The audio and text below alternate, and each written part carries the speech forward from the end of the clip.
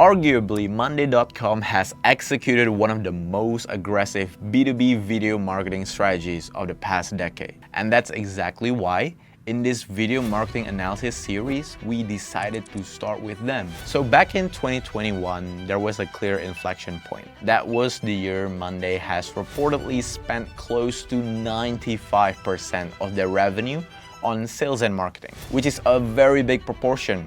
And it is driven by video-led campaigns. From that moment, video wasn't just supporting their growth, it has become central to it. But what's even more interesting is how that strategy has evolved. Over the years, their formats have diversified. The touch points have expanded, the style has matured, and today the video shows up at multiple stages of the buyer's journey, from the first impression to enterprise conversion to product education. So in this video, we are gonna be breaking down the different types of video Monday uses, where they sit in the buyer's journey, and which ones are actually doing the heavy lifting. Because understanding the format is one thing, but understanding why they're deployed where they are, that's where the real insight lives.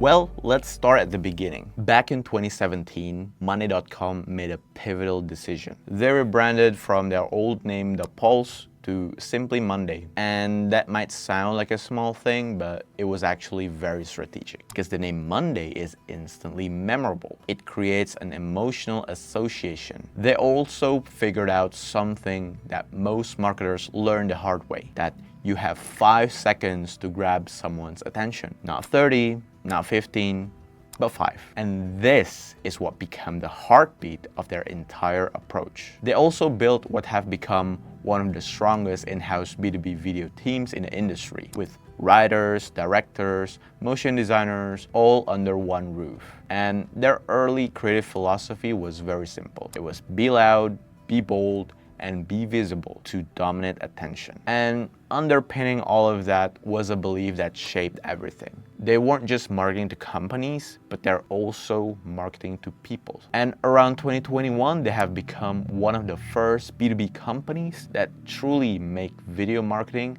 a core pillar of their growth strategy. And here's where it gets really interesting. Since 2021, Monday.com's revenue has now quadrupled, and video was a core engine of that growth, even until now. But here's the thing, that strategy that got them there didn't stay the same.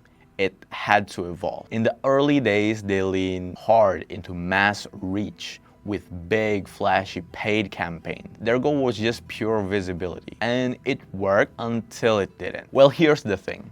As Monday.com's revenue grew, their marketing budget didn't grow with it at the same rate, which means they had to get smarter. So same results, tighter relative resources, and the original playbook stopped delivering the same ROI. So they made some pivots. They moved away from broad mass PR campaigns toward targeted enterprise personals. They also doubled down on their own media, their social channels, their websites, their own platform, instead of just renting attention from ad networks.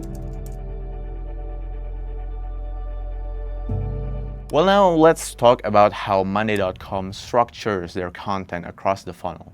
They don't really publicly share their full performance data, so what I'm about to walk you through is based on an analysis of roughly 100 of their YouTube videos, but the patterns are quite clear. On the top of their funnel, Monday.com goes all in.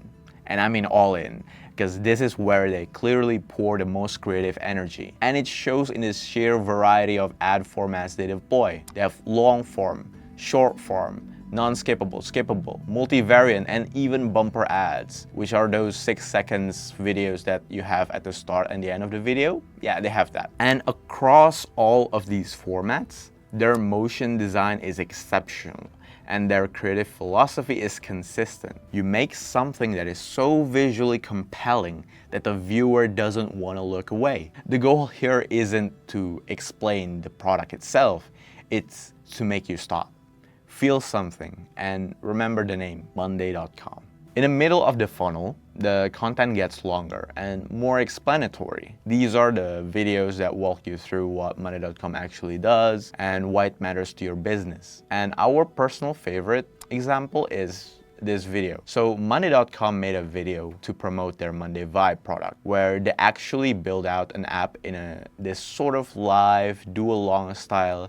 It's almost like a podcast you can watch, but they bring in a real business owner to talk through their vision while the product is being built around it in real time. And it feels very personal, and that's exactly the point. At the middle of the funnel, you're not trying to impress anymore. You're trying to make someone genuinely consider to get your product. And at the bottom of their funnel, this content type clearly shifts again. This is where you can find very long podcasts, their in-depth tutorials, and scenario-based walkthrough. And of all three funnel stages, their bottom of the funnel is clearly where the budget is the leanest, which makes sense strategically, but yeah, it does show up in the quality. And a good example of this is one of their newest product, which is Monday Academy. On the surface, it's genuinely impressive. The design is clean, it got this Google material design energy to it, but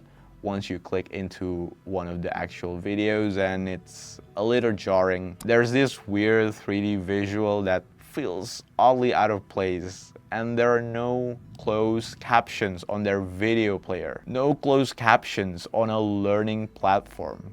Come on, Monday.com, you're clearly better than that.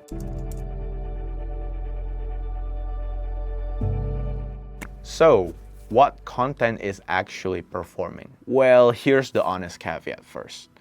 Without full internal data, it's really hard to confirm the exact performance drivers, but based on the patterns that we can see, their best performing content is short product promos with strong motion design, which are visually rich, fast-paced, and built to grab attention. And remember that philosophy we mentioned earlier? They're not marketing to businesses, but they're marketing to people. That used to mean going as broad as possible, so one video maximum reach speaks to everyone, clear. But something has shifted. Look at their most recent ad push for Monday Sidekick. They have same visual energy, same style, but now the person watching is like seeing themselves in the title. It's a fascinating evolution. The broad reach that they used before built the brand, and they're here now. And with the focused relevance, right now they're trying to close the gap. So, what's the takeaway here? Money.com didn't get to where they are because they made one great video. They got there because they